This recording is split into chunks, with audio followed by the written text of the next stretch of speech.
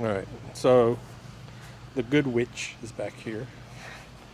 And what we're doing is we're taking out the old tomato crop that was hit by fungus, and it happens every year. And I've gotten probably say 100 to 150 tomatoes off of it. And so she pulled, Jesus. Sorry, look at this. So we pulled out the rest of it. It's so empty now.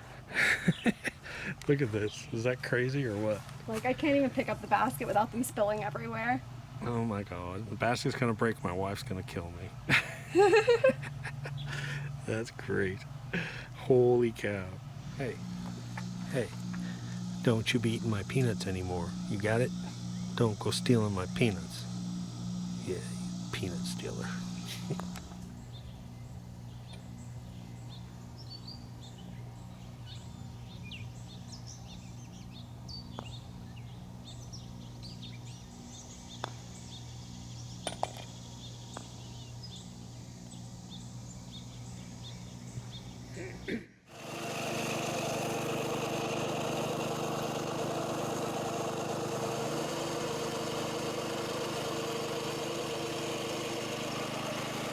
Gotta wear the camouflage hat. There's deer out here.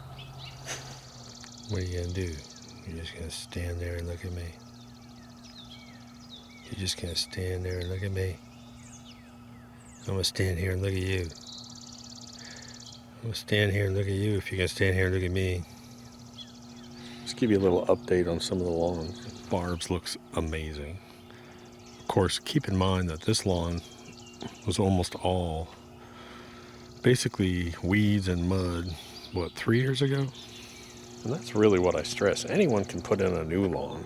Anyone can seed a new lawn or put in sod, but the main thing I try and get across to people is you can take an old crappy lawn like this and make it beautiful. That's what my yard was, my house has got to be 14 years old. It was just a average kind of crappy bumpy lawn, and I've transformed it. So the test patch used to be this, all weeds. That's what it looks like now, this whole area over here. And basically we took this area over because it's a rental property and no one was taking care of it, and it was like 14-inch high weeds. Nothing, it was just horrible. So I said, I'm going to take care of that. Beautiful. This has had a PGF Complete Humichar, and we did apply the growth regulator to that. And normally, Jacob came out here yesterday. Normally, he would have had to cut this yesterday. It doesn't need it. It really doesn't. My lawn, beautiful. We have put down growth regulator here, by the way. So this does have growth regulator on it now. After all our various testing on this stuff, we have not been able to create damage. And that's one of the things. Put it down heavy, put it down after fertilizer, put it down right after cutting, put it down in the heat. We can't cause damage, which is one of the key issues is the complexity of and dangers of applying a spray growth regulator. Uneven, all kinds of stuff. Let's pop out back for a minute. Most of you know that we did a summer scalp out here to try and bring our height down. And it's filling in fairly nicely. A little brown patch here and there still. But our goal is to get this, keep this at half an inch, and then apply the growth regulator. It's looking really nice. Of course, when you do something like this, the sad or frustrating part about this are any of your scalps or low areas. They're just going to be slow to grow back in, and it just takes time. But this is the time that you can do that. You can't do this in the fall because as the Bermuda starts to slow down, this is perfect weather. Thunderstorm every day or every other day. Throw down some PGF Complete. I'll probably put down PGF Complete, a light coat back here. Even though I put it down 2 weeks ago, what I'm trying to do is I'm trying to overstimulate growth a little bit. Someone asked about my water bill. honestly, nothing.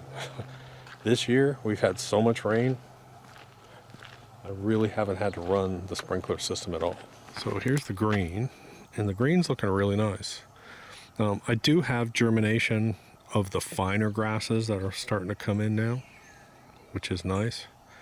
I don't have any aggressive growth. When I say puttable, I mean smooth puttable, because regular Bermuda grass or hybrid Bermuda grass is just too rough to putt on.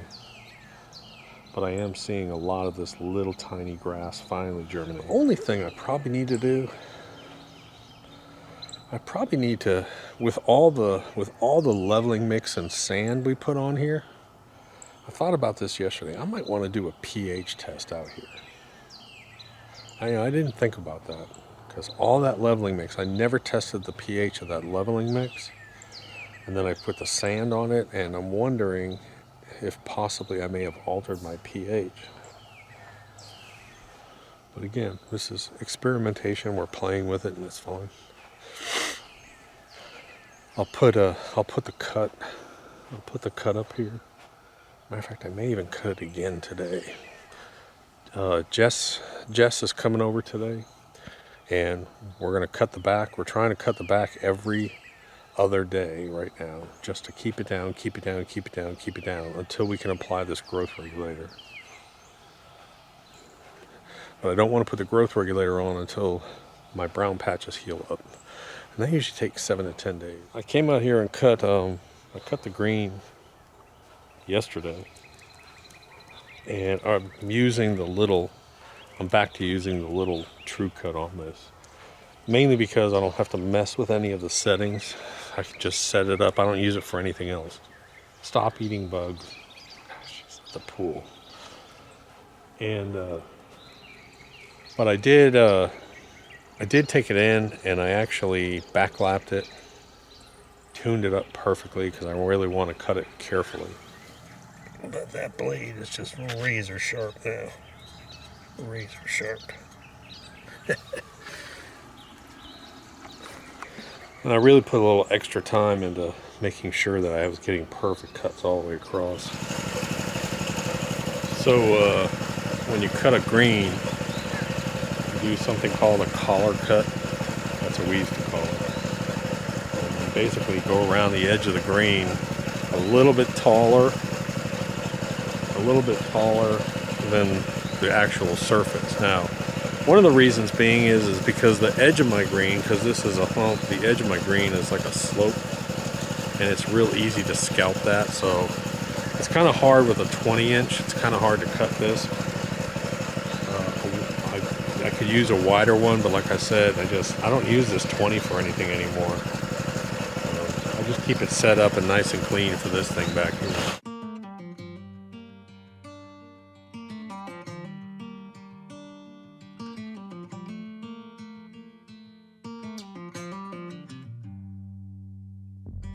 Back to what used to be home, passing by those little towns I know so well, stopping for gas and then I'm behind the wheel again.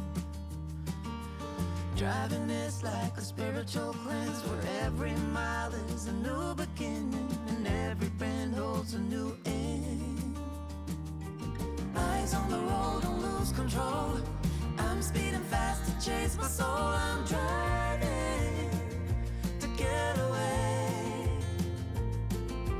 running through emotions high and low, holding on or letting go. I'm fighting another day. Neon lights in the fast lane life, riding high, reaching for the sky. I had it all but lost and fell back down again. Spent my time playing the game where every single day was a losing battle and every drink was a dead end. Eyes on the goal, don't lose control. I'm living fast, I've lost my soul. I'm driving to get away, running through emotions high and low, holding on or letting go. I'm fighting another day.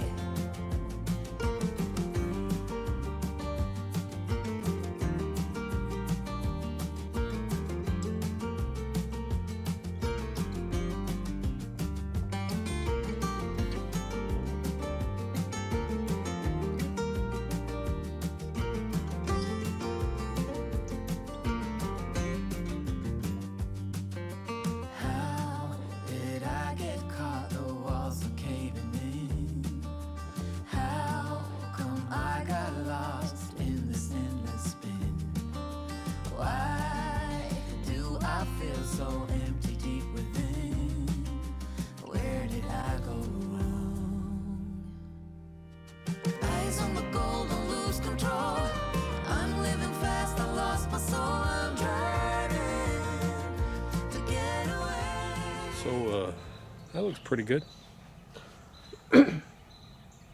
So if you're wondering what I'm doing is, I did my initial cut. I usually do a couple rings and I graduate. So I start here, then I cut here, then I cut here to avoid those edge scalps. As I'm coming along, you'll notice I have my mower cutting blades up, and then I gently set them down when I want them to cut. And I don't turn on the green, especially these true cuts have these big gnarly wheels on them, and you'll tear up the green. So you want to go past the green, lift up your blade, go past the green, and then turn. So let's give her a putt and let's see how she rolls. Still, most of this is hybrid Bermuda, so it's too big to putt. The bent and blue creeping dwarf types are slowly kicking in. We'll see what happens.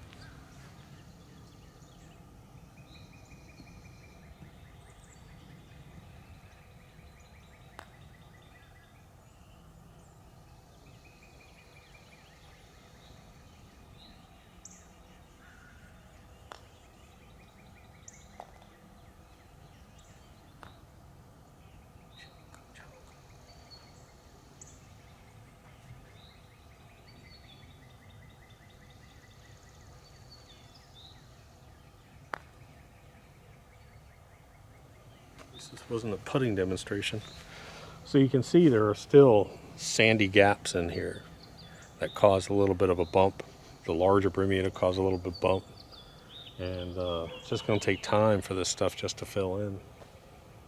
But I think maybe a month from now, I think it'll look good. I'm just keeping an eye on it. If we have to make some adjustments, we're just playing around with it. Again, funny comments. Got a lot of people that commented and said, you're supposed to lower your cup below the rim. Your plastic cup is supposed to be a quarter to half inch below the ground. Dude, I've worked on golf courses a long time. I understand how a cup gets made. If you have a home putting green cup, when you put your cup in, do not drop it below the surface because it doesn't move. When you're cutting cups that move on a daily or weekly basis, yes, you do the regulation cut. If you have a home putting green, keep the plastic cup even with the top of the green. Otherwise, it'll start to crush into it and crush into it. And you don't want to be out here moving this hole all the time. So, but you can see, I've still got spots where there's like sand that I can see. But when I look close, I can see little fine grass. Oh, there's a good spot right there. I'm going to show you that in a minute. I need to remember that spot. So I'm going to take this little piece of whatever and put it there. I'll put the glasses next to it. I'm going to show you that little grass here in a minute. But all I'm going to do is, the grass will grow over your hole. So all you're going to do is just go in here.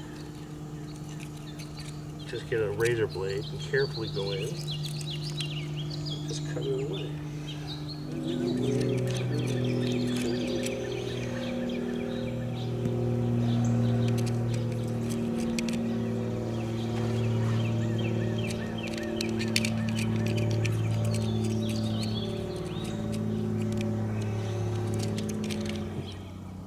See if you can see that fine. See those super fine blades in there? Those super fine blades are actually the bent and the blue. So that's where I kind of sit with those things. So that's kind of cool there. These little ones right there. You know, for an area that just used to be crappy, it's an area next to the pool. We never used it. No one ever came over here, but it had this knoll. I think they shaped it because of the pool. They wanted it up high in the pool when they actually made this yard. So it actually worked out great for a putting green. So stick our little flag in. We're number one. We're number one. So there she blows. She's ready to play. So this is 4th of July weekend. My son's getting ready to come over this weekend. We're gonna grill some fillets on my new grill, brand new grill. And just social distancing dinner outside. And there's the green. The green's ready to play on. Like he said, dude, I'm around so many people that just don't give a shit. He said, I need to stay away from you and Mom. He's in college right now. You know, I thought that was a very mature comment of him. Dogs everywhere. So anyways, 4th of July weekend. Hope you all have a good weekend. Green is ready. We're going to play some golf when he comes over. Jess is coming over in a couple hours. I'm going to have her cut back here. We'll do a little bit more in the garden. I actually got, after many, many years, I finally decided, get a little bit of the shade here. After many years of just buying regular grills, I decided to finally get a nice Weber. And so that's here. So we're gonna the store, local store had whole fillets on sale for $9 a pound. So when that happens, we always buy a whole fillet, open it up, and we air dry it in the fridge. I like to air dry mine 7 to 14 days. So we'll come over and we'll cook some wonderful fillets, play a little golf, chill out. Y'all click subscribe, and I'll talk to you later. Doc.